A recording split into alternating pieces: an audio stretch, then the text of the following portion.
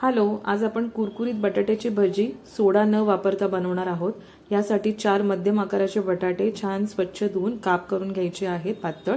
यानंतर आपण बॅटरची तयारी करणार आहोत। यामध्ये काय काय घालायचे ते मी शेवटला दाखवेन। त्याच्या आधी आपण बटाट्यामध्ये लागेल तेवढं मीठ घालून ह्याला व्यवस्थित लावून घ्यायचे आणि साईडला ठेवून द्यायचे बटाटे। बॅटरची तयारी करूया। यासाठी अर्धा कप आपण इथे बेसन पीठ घेतलेलं आहे। नंतर लाल तिखट, हळद, थोडं चिमूटभर आपल्याला हिंग घालायचं आहे, ओवा घालायचा आहे, कोथिंबीर भरपूर लागेल आणि चवीनुसार मीठ। आवर्जून ही भजी बनवताना ओवा घाला, त्याने खूप छान चव येते भजीला। तर तुम्हाला हवं असेल इथे तांदळाचं पीठही घालू शकतात, नाही घातलं तरीच काही हरकत नाही, तसेही ती कुरकुरीत बनणारच आहे। तर पाणी आपल्याला जास्त घालायचं नाही, थोडं थोडं घालून व्यवस्थित हे बॅटर मिक्स करून घ्यायचं आहे, जेणेकरून गुठल्या होणार नाही। आणि फार पातळ हे बॅटर बनवायचं नाही आहे।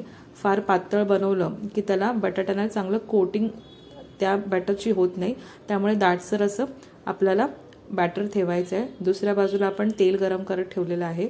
तेल छान गरम झालं की 2 चमचे गरम तेलाचं मोहन आपल्याला बॅटरमध्ये घालायचं आहे। याच कारणामुळे आपल्या ज्या भज्या आहेत त्या कुरकुरीत होतात। तर छान असं बॅटर पण तयार झालंय, तेलही गरम झालंय।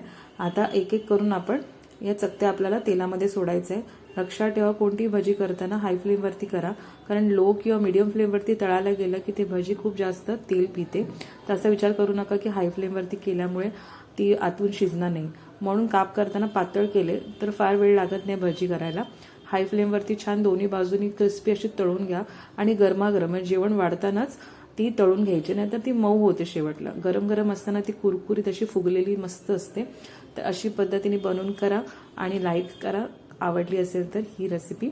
आणि तुम्ही चहासोबत किंवा जेवणासोबत असे तर बनवतच असाल, या पद्धतीने एकदा करून बघा आणि आवडली असेल तर नक्कीच सांगा कमेंट बॉक्समध्ये। तोपर्यंत भेटूया पुढच्या एपिसोडमध्ये।